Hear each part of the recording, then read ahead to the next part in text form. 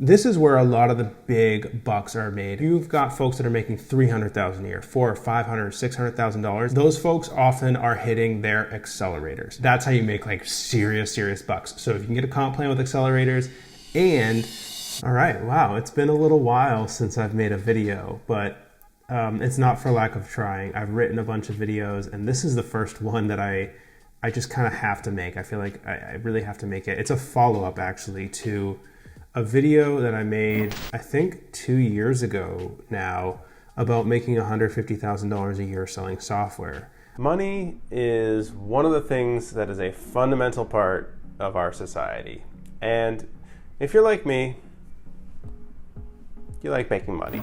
I still sell software now, and I have more to say, I have more to tell you, and I think that I could do a better job making that video now versus when I made it 2 years ago. Obviously, I've grown my hair out quite a bit.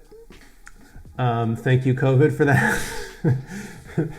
But in any event, this video is sponsored by my Amazon affiliate links. If you want to support the channel and support me making more videos like this, I've linked a couple of really good sales books that I've either read or a lot of my coworkers have read them and they say that they're good. Go down there, click on one of those links. I get a referral kickback just for you clicking the links. So really it's a free way for you to support the channel. It's the first link or the first couple of links in the description. Thank you for supporting the channel. I broke this video down into 4 sections. Part 1 is how I broke into software sales. Part 2 is how I would recommend you do it. Part 3 is what does it actually mean to work in software sales? What is the day-to-day of this work? And part 4 is how do you make money doing software sales? And I've included timestamps to all of those sections in the description as well, so you can click around if you want to just skip to a specific part. Obviously, the last part, part 4, talks about money, so definitely watch that part if you're going to watch anything here. Part 1. My story. I did not know what direction my career was going to go in when I got my first job out of college, and it was a tech support job. It was a software company, entry-level tech support. I answered a lot of technical calls. I became very proficient in the technology that I was working with across 5 years or so. I mean, I was in it for a while. And slowly but surely, I dabbled in a couple other departments and then kind of found a home in software sales.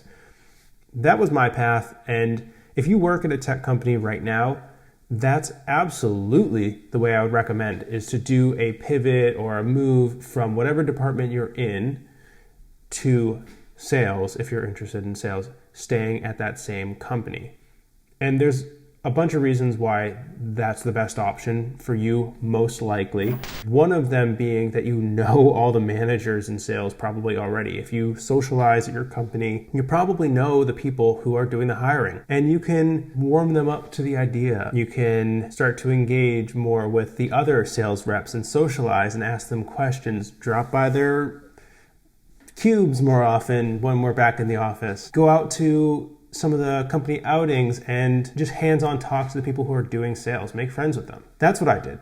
And it worked for me. I also have a lot of other friends that were in either support or some of the other departments that transitioned into sales. I just have a lot of friends that have taken this exact path, and it seems to really work for a lot of us. I would just recommend that you be pretty patient. You have to be talking to HR as well to find out when there's going to be new sales openings. And you sort of have to, what I did was I sort of made it clear that whichever role came next in sales, that one was going to be mine. Like, everyone kind of already knew I was going in that direction. And so 6 months, 8 months later, when finally something opened up in sales, I was actually just basically like plucked from the department I was in. I don't even think I interviewed for it. I think I was just like brought into my boss's office one day and was like, hey, here's the job offer. You're going to sales. If you work at a tech company, do that. Make sure that everyone knows that you're going in that direction. And you'll sort of manifest it. Part 2, how I would recommend you get into software sales if you've never worked at a tech company. There's one pretty clear entry-level path into software sales if you've never worked in tech before. And it's a role called SDR, Sales Development Representative, or it comes along with a bunch of different titles, Business Development Representative. You could be called SDR, BDR, or whatever other creative title people are coming up for it. But the key thing to know is that it's entry level, and the work that you're going to be doing is cold calling prospect, cold emailing, cold calling. You are trying to build a funnel of interest and then pass it on to the sales reps. There are some people who do become career SDRs.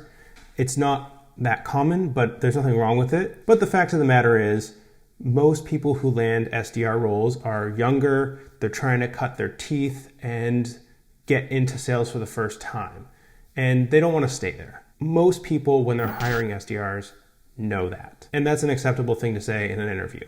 I'm coming in because I want to learn how to do this. I want to be a sales rep. I want to do it as quickly as possible. Like you can be transparent about that. No one thinks that you're going to be an SDR forever. The day-to-day work of an SDR can vary, but it often has a lot to do with generating meetings, discovery calls, or generating some sort of interest by picking up the phone and calling people and asking them about how they solve certain problems in their business or whatever, or drafting and sending larger, semi-large email campaigns where you're emailing a lot of people at a bunch of different companies, seeing who will book a meeting with you and who will reply.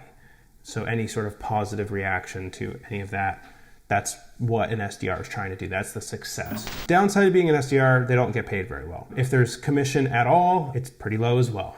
So there's not a huge amount of money to be made doing SDR work typically.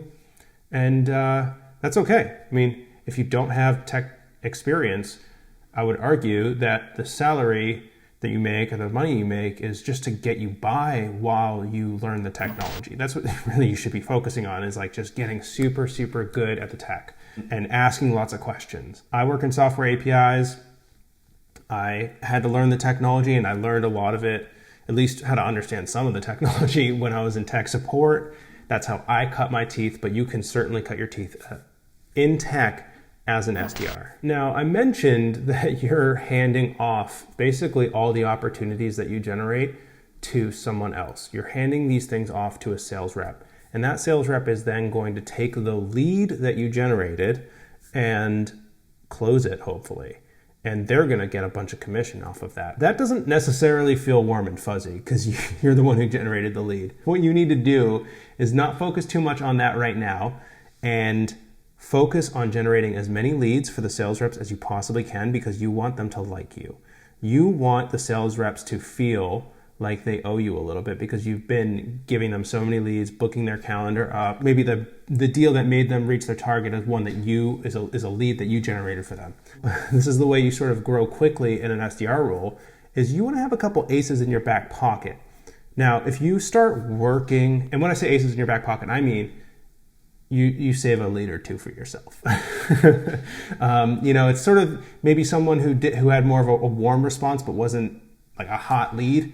Hot leads you should pass off, but a warm lead, a couple of warm leads that maybe aren't quite worth a sales rep's time, maybe you take that meeting yourself, right? A lot of times if you're doing a lot of really good work, the sales reps will be cheering you on, and they'll be very much okay with you taking a one-off lead for yourself to work. Lo and behold, if you do that once or twice, after 6 months, 8 months, a year, year and a half, suddenly, oh, bam, you close a lead that management wasn't even on management's radar. And that's how SDRs break out of their SDR role, is they surprise people by actually closing a sale and showing that they can take something from lead all the way to closing. So you're learning the tech, you're building really good relationships, and you're eyeing different opportunities to show that you have the ability to learn how to close. That's really what the SDR role is all about. I've thought about making a video specifically about how to interview and actually land an SDR role. I went through a little bit of that in this video, but if you want an entire video dedicated to that, just pop down in the comments, let me know. Say you're interested in SDR roles. I will write and build an entire video on that topic specifically. Part 3, what it's like to sell software. Just like any job, there are good companies to work for and bad companies to work for. There are really good managers and there are not so good managers. And it just varies very widely. So what I'm going to tell you about the day-to-day of working and selling software is about my experience. I've worked at 4 different tech companies over the past 7 years. On the whole, I've had a really good experience doing this. So I have a very positive outlook on software sales. I don't think I will be leaving or moving on from software sales anytime soon. And the reason why it's been so good for me is I like that it's not super labor intensive, meaning I'm not like carrying lumber.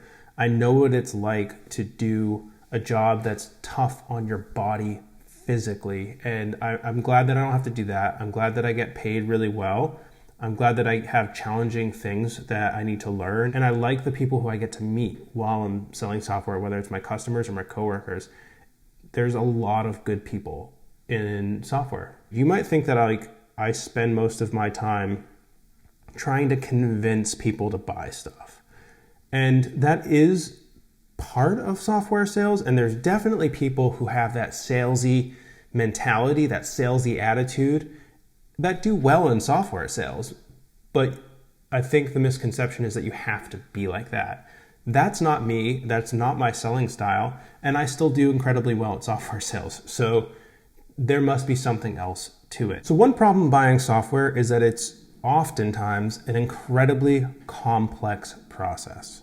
It can take 9 to 12 months, maybe even longer. There's a lot of people making the decisions, whether it be the developers who are working with the technology hands-on, management, there's procurement, there's IT, there's security, there's all these different departments, and all these people need to talk to each other to actually decide on a technology. And they need to talk to each other to figure out how they're going to move forward. In some way, you're really consulting with the customer. You're acting as a consultant in their purchasing process. Getting them to like you is actually more important than being salesy, like stereotypical selling, the car sales rep sort of a thing. That's less important. What's more important in my experience has been getting the customer to trust you and believe that you're on their side.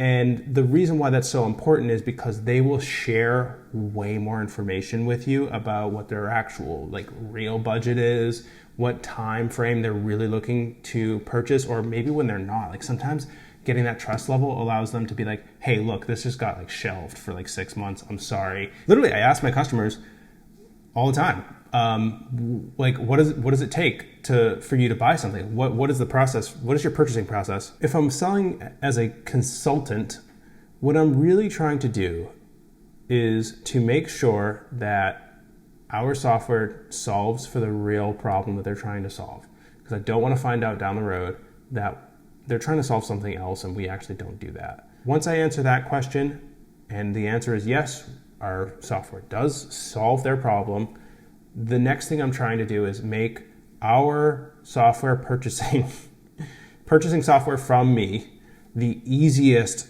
of all of the options for them. That will help them trust me, it'll help them like me, and it will also help them buy from me. If there's a bunch of other barriers from other software companies that they're trying to evaluate, and I'm the one making it the easiest for them, then they're much more likely to buy from me. Now, let's just say I have those types of conversations with 5 potential buyers.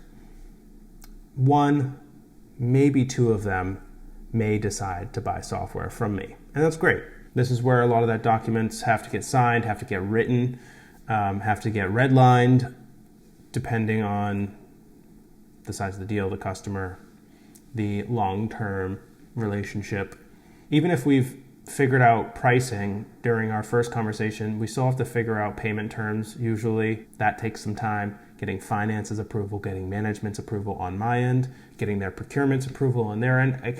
There's a lot to it that has to happen even after they are trying to buy. Now they're trying to buy and it still takes time. That all can still take months. If I'm going to boil down software sales into one thing, it is a lot of following up with people. It is a lot of just staying on top of tasks, and it's a lot of project management. Part 4, how you make money. There's a lot of different styles of comp plans out there. Comp plans being compensation plans. There's one pretty prominent one called a 50-50 split though, and that's what I'll be using as the example for this section. 50-50 split means half of your planned or intended salary is paid to you in base pay as a salary. Theoretically, you could just sit on your hands, do nothing, and you would still earn this base pay. Now, you probably wouldn't be around for very long if you did that, but that's to help you understand what base pay is. Half of your salary is going to come from that. Then you get assigned a target, which is the amount that you need to sell in a year, however it's broken up, quarterly, monthly, whatever. But there's a target for the year that you need to hit. If you hit 100% of that target, let's just say it's $1 million you need to sell in software, and you sell exactly $1 million, then you will have made 100% of your target, and you will have earned the second half of that salary, second half of the 50-50 split. Some people have a quota and then a target that's even higher.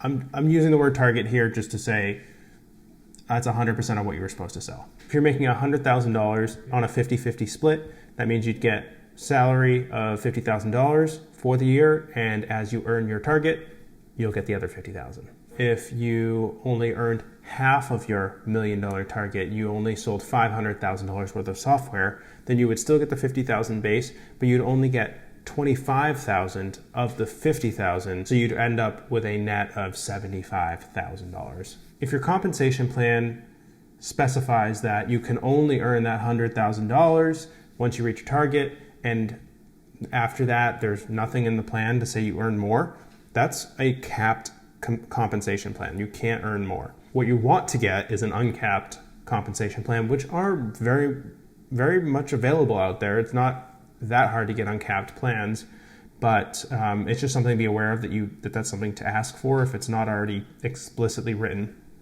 And what that means is that if you sell 125%, 150% of your target, or 200%, that you keep incrementing up whatever that percentage, the second half of the 50-50 split. That second 50 can actually become 60, 70, 80, 90, 100, so you could earn more than what's intended. But it doesn't even stop there. There are other ways for you to earn even more money. Accelerators are multipliers that apply to your commissions once you've reached or exceeded your target. So you could reach an accelerator of 1.2 or 1.3 or 1.5 or 2x or 5x. This is where a lot of the big bucks are made in software sales. If you've got folks that are making $300,000 a year, $400,000, $500,000, $600,000, like pretty big money, those folks often are hitting their accelerators. So they might have $150,000 on a 50-50 split, but if they sell $1 million plus, then they hit like a 1.5 accelerator, and if they hit 2 million, then they hit like a 5x accelerator. And the sales reps that hit that 2 million, and then they just destroy for the rest of the year. That's how you make like serious bucks. So if you can get a comp plan with accelerators, and the company has great products for you to go out and sell, you're doing good. You're doing real good. It doesn't even stop there. There are even more ways for you to make money. There are spiffs, which are basically like one-off initiatives for bonuses. There are team bonuses, company bonuses. There are there's oftentimes some sort of referral money that you can make. There's possibly like partnership type referrals for you to make, or partnership commissions for you to make. So there's, depending on your company, many different ways for you to make money. All of these things, even if you're not getting every single one of them, they tend to add up a little from here, a little from there, a really good quarter, really good team bonus. Like, you don't really know what it's going to end up being. You kind of have an idea on the 50-50 split where you're going to land, but you don't really know. I'll just tell you, I feel really lucky to be in the position I'm in, to be doing what I'm doing now, and working in software APIs. Like, I love my career. I love my industry. And I'm enjoying sharing some of my experiences with you all, and I really hope that it helps. If you land a job after watching a video like this, like, just please come back to the video and let me know like this had some sort of impact on you. I really appreciate it. Hit the like button, and I'm looking forward to making more videos like this. Just let me know what you want. Comments. subscribe, all the good stuff. Like, all right, we'll talk later. Peace.